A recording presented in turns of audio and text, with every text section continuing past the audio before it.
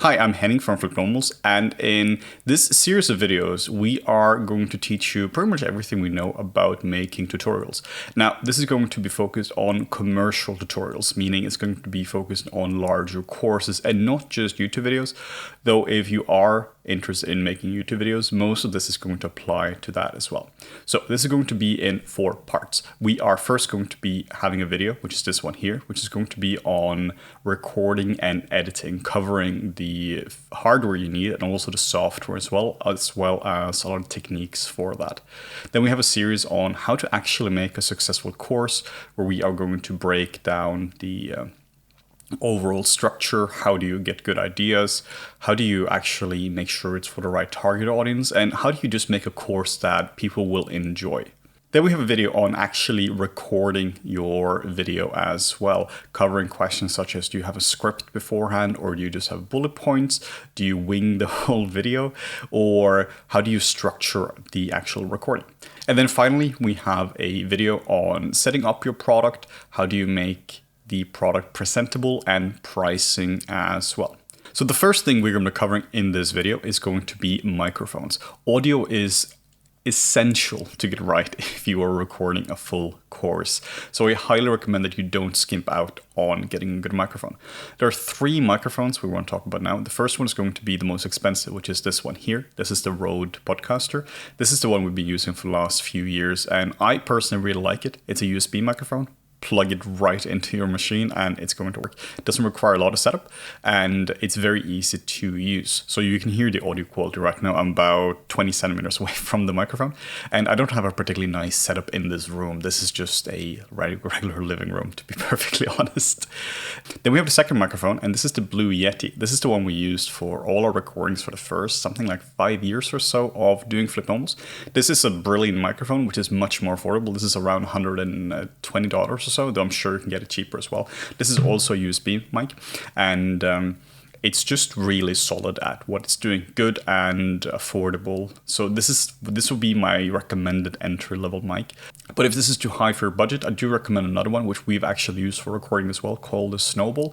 This is around $50 and is quite an affordable mic. Though I wouldn't honestly go too much below the $50 mark, just because the audio quality is going to decrease quite a lot. Then you also need a pop filter. The pop filter is the black thing you're seeing on top of this, and this is going to significantly improve your audio quality. So I highly recommend getting a pop filter as well. That's one of the must-haves as well. Otherwise, you're going to have way too many like mouth sounds, and just like whenever you say the letter P, it's going to really just pop. You can't see it here because I have a second microphone, because I have a lot more mics. We have a shock mount as well, which is going around the microphone. So whenever if you were to like shake it, then or if there's like sounds on the table, it's going to absorb those and it's not going to actually get into the microphone. So I do recommend a shock mount as well, though that is a bit more expensive. So that's really it for microphones. Make sure you get a good, proper microphone which fits your budget. Can't stress enough how important good audio actually is. For the next and actually the last piece of tech, we are going to be talking about the StreamDeck. This is a fantastic piece of hardware that allows you to program software-specific keys onto a physical little device. I use this a lot in OBS for both starting the recording, ending the recording, and pausing, as well as taking notes with EpicPen as well. We'll talk more about these software in a second. So I highly recommend a StreamDeck as well, though this is not essential. You can always do this with regular hotkeys, though it's incredibly useful to have this like right on your hand. Whenever I'm sculpting, for instance, I have my hand like right here for sculpting, and then I might just have my left hand here, and I can pause the recording and I can end the recording, or I can also like bring up notes as well. Honestly, being able to have the StreamDeck for just bringing up EpicPen for notes is a game changer for me, because it makes the recording so much smoother. The smoother you can make the recordings themselves, the easier the editing is going to become, and the smoother the whole process is going to become, which means the whole course is going to be nicer.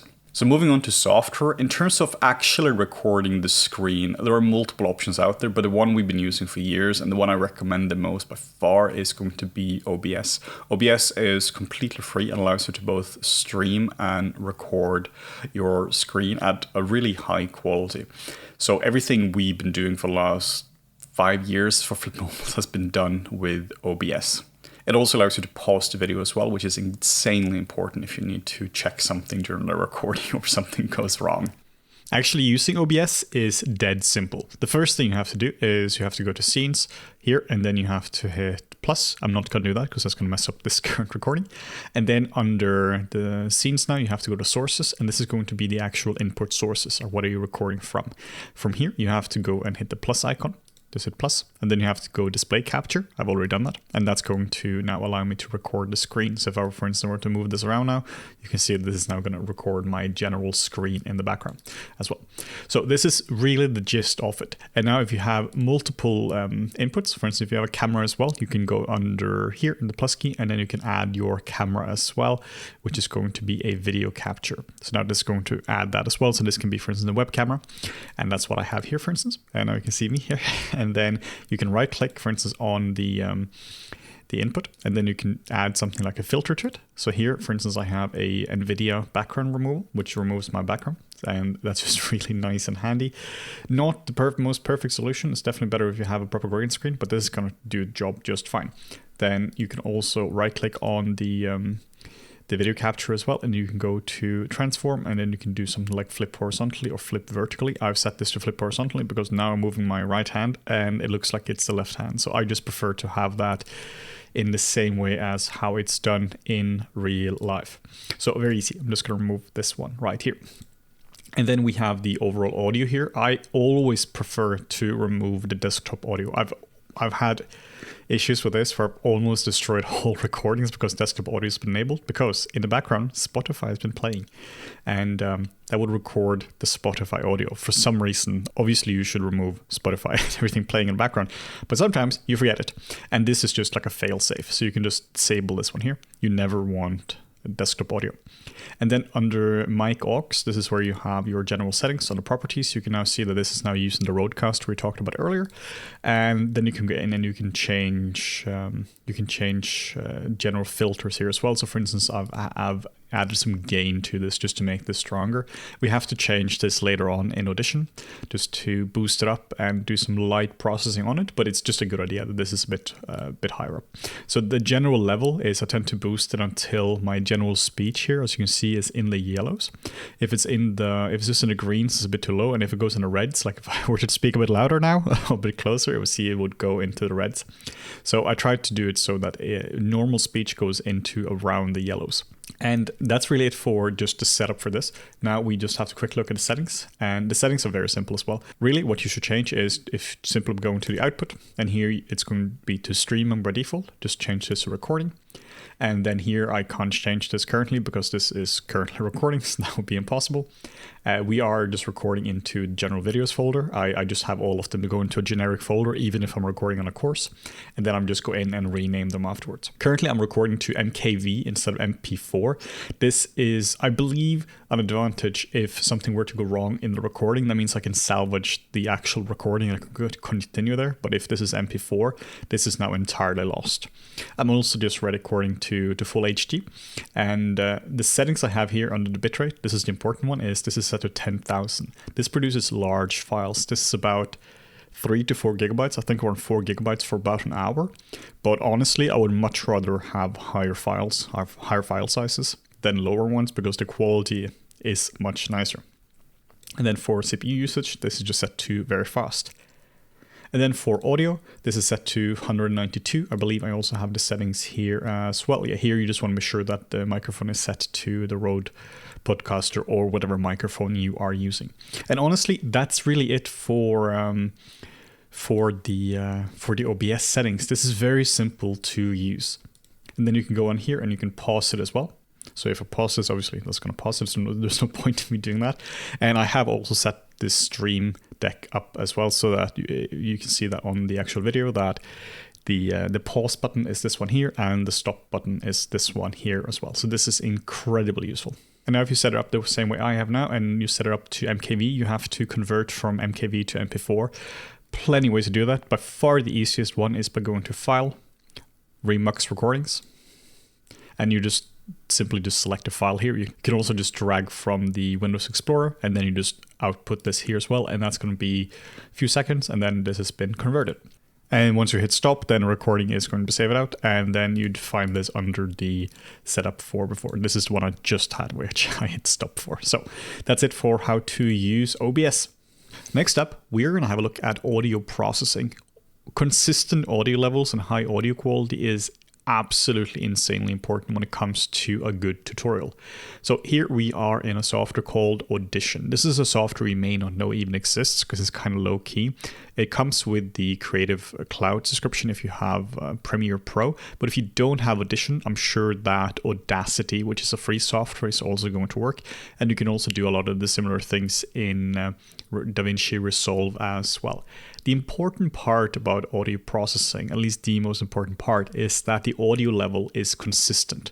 So currently you can see here that this is set to -9. So here all the audio is consistent to -9, but honestly, that's just kind of blind luck that it is, because this here could have been much higher and much lower. What you see is that one video has really loud audio and one has really quiet audio, which means that it's really annoying to actually work with. So we want to make sure this is consistent. So first off, it needs to be consistent, like in terms of this, all the audio is consistent with each other, but also it needs to be consistent in terms of the overall videos. So the whole course needs to have a consistent audio level. So the first thing we're going to do is to make sure that the audio is actually consistent. So I just select the whole thing, then I go to Effects, Amplitude and Compression, and then do Hard Limiter. I will set a hotkey for this, just H.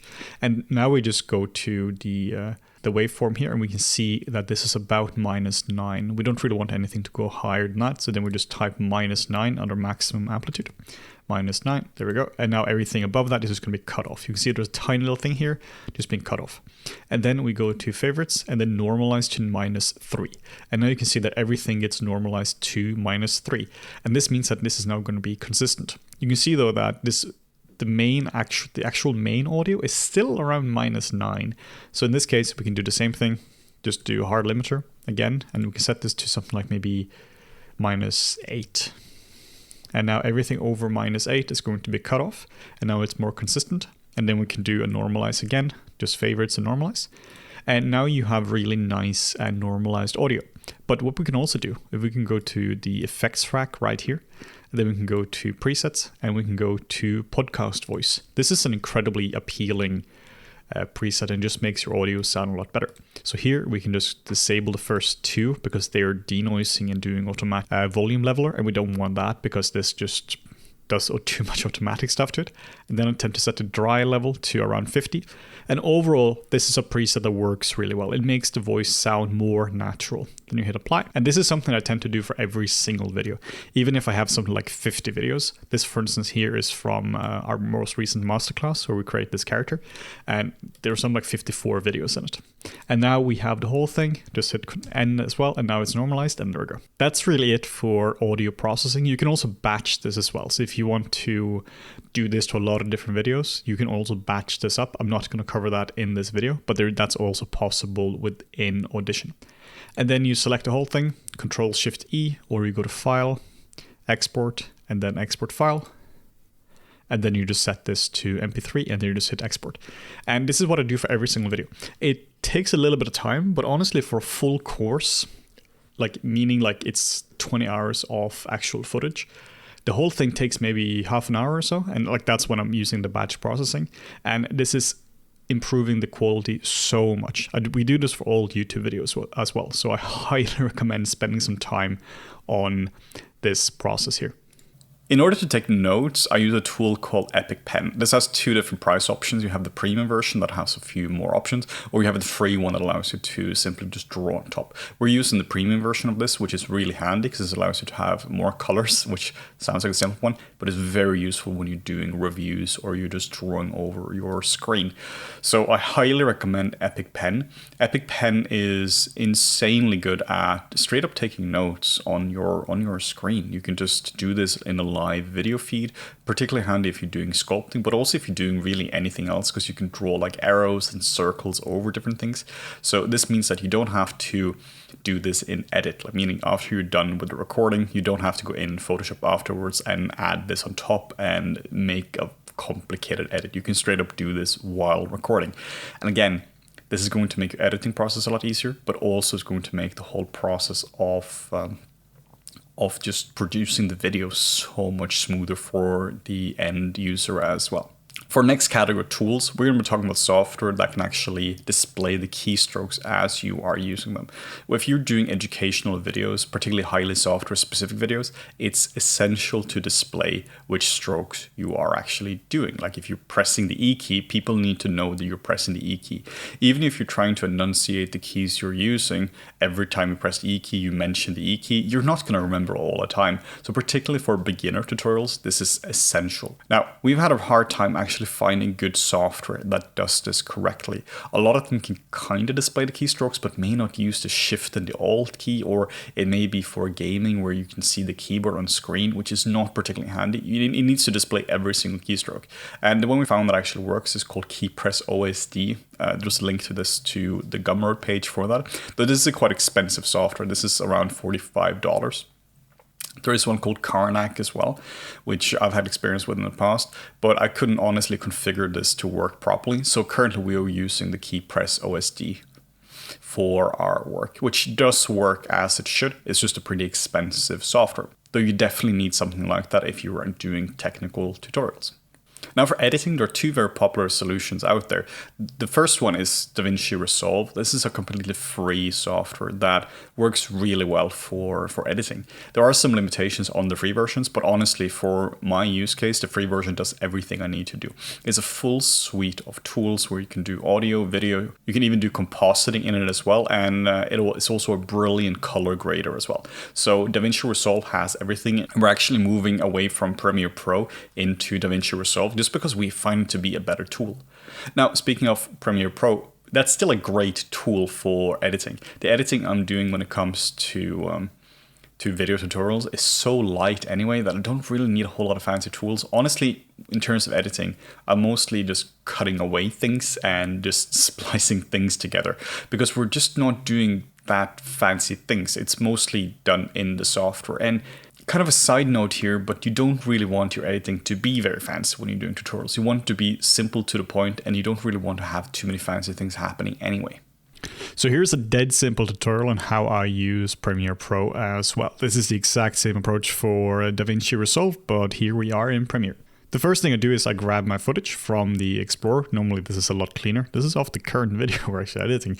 So here we just drag this in here, and then we have the main video. Now, let's assume we have like 50 videos like this. Now we have the main footage, and then we need to make a sequence out of this, and then we also have an audio file as well. So the first thing we do is right click, and then we do a new sequence from clip, and now we actually have a sequence that we can keep editing here. So I'll make 3 folders. Right click, new bin, and this is going to be audio. And then we do the same thing again, new clip, and this is going to be clips or sequences. That's the same thing. And then we do another one, and I'll just call this like raw. And under the raw folder, this is where all the actual raw footage will go. Under the sequences, that's where all the sequences will go. And then under audio, this is where I'll import all the audio from Audition that I've shown you before. So that will be all the MP3 files.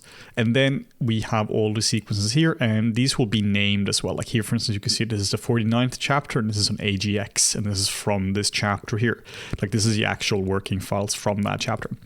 And then we'll drag the actual audio file in here. And then what you can do, this is a cool little tip in Premiere, you can alt drag, and now it's going to replace the audio for this. This is not actually the same one. I'm kind of cheating here, but let's assume this is the same file, and now it's just going to be replaced here. So that means we can now go back and forth, we can scroll back and forth, and then this is going to be fine.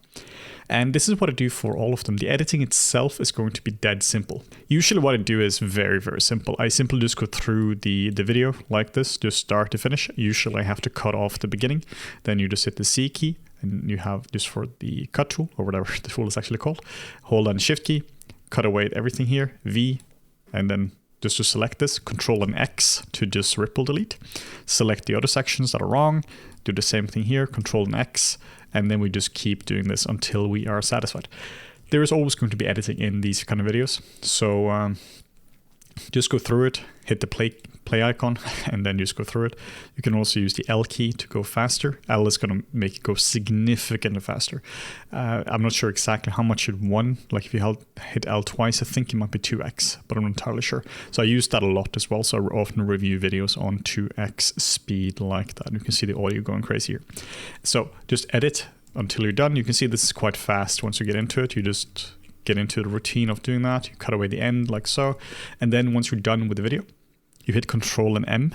Control and M will export, and then you can just select the format. And I just use H.264, and this just goes under the directory that you've specified. Then you hit export, and that's going to export that out immediately. Or what you can do is you can do send to media encoder.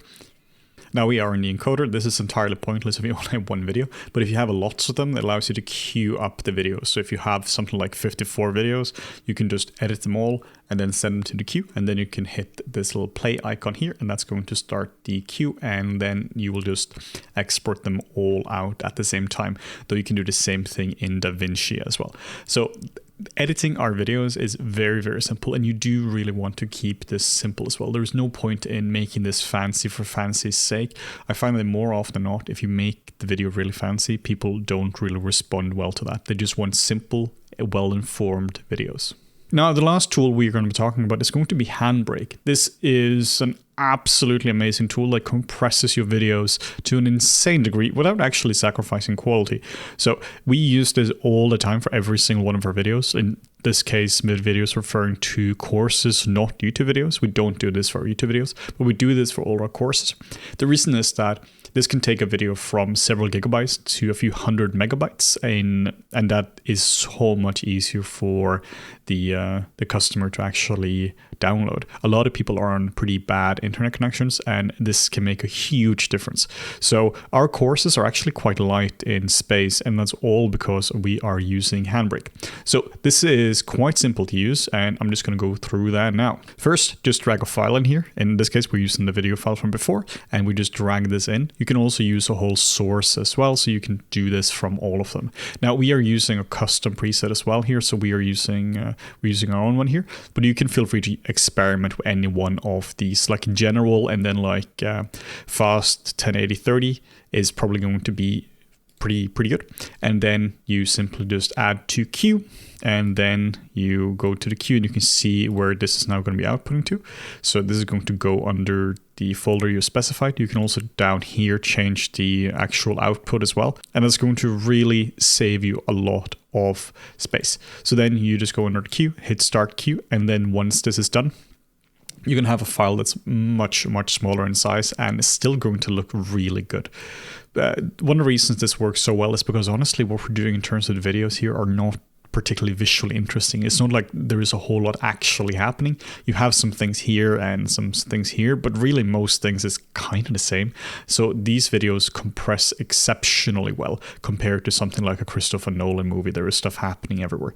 So Handbrake, absolutely brilliant, and a must-have if you are working with courses and you're uploading these to sites like FlippedNormals. So that's it for this video. I really hope this helped you get started with actually recording your own screen, getting a good microphone, and editing your videos. It might seem like a lot, but once you've been doing this a few times, this becomes honestly quite simple. Once you find your recording setup, once you find your overall workflow, this becomes quite simple. So I hope you enjoy this, and we'll see you in the next video where we're going to be talking about how to create a successful course in terms of the structure. That's going to be a really useful one, so stay tuned for that.